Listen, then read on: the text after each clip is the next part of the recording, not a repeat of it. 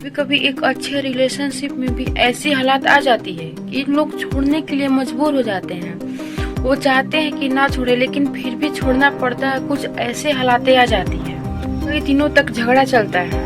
एक की कोशिश रहती है कि किसी तरह इस झगड़े को शांत किया जाए, तो दूसरे की कोशिश रहती है कि कोई ना कोई बहाना मिल जाए जाने के लिए। हमको की कोशिश रहती है कि झगड़ा को शांत किया जाए, ताकि सब पहले जैसा हो जाए, सब पहले जैसा अच्छा हो जाए, जैसे पहले चलता था वैसे ही चले। लेकिन झगड़ा रुकने का नाम नहीं लेता और एक दिन ऐसे हालात पर लाकर खड़ा कर देता है जिससे दोनों लोग दो रास्ते पे हो जाते हैं। सब खत्म हो जाता है, उस इंसान के बीच कुछ नहीं रह जाता है। तो वो इंसान खुद को दोषी मानने लगता है कि शायद मुझ में बहुत सारी कमियां थी, इसीलिए वो मुझे छोड़कर चला गया।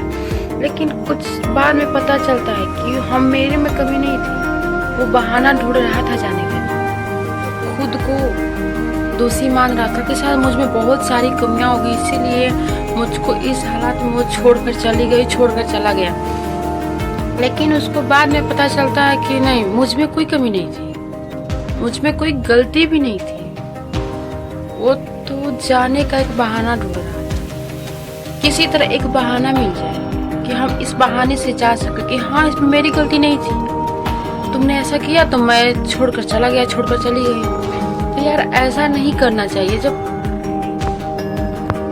इंसान को पता चला कि हाँ, मेरी हर एक कोशिश उसको मनाने की नाकाम क्यों हो रही थी। मैं सोच रहा था कि झगड़ा शांत हो, लेकिन वो शांत होने का नाम क्यों नहीं ले रही थी, क्योंकि वो इंसान जाना चाहता था। वो झगड़ा शांत होने दे ही नहीं रहा था, कोई ना कोई बात बीच में लाकर रख दे रहा था, क्योंकि उसको जाना था यार। तो मैं अपनी दोषी क्यों मानूं ना, तो किसी को इस तरह दोषी बनाकर मत जाओ। जाना है तो बोल दो कि नहीं, हम जा रहे हैं, सीधे छोड़कर चले जाओ। क्योंकि इस तरह छोड़कर जाओ ना, तो इंसान अंदर से टूट जाता है यार, टूट जाता है एकदम से। अपने आप को एक तो दोषी मानता है कि तो उसका दिल टूट जाता है, ऊपर से दोषी मानता है कि मैं बहुत सारी कमियां थी। लेकिन तुम अगर बोल कर जाओगे ना, तो दिल ही टूटेगा। कम से कम अपने आप को तो दोषी तो नहीं मानेगा।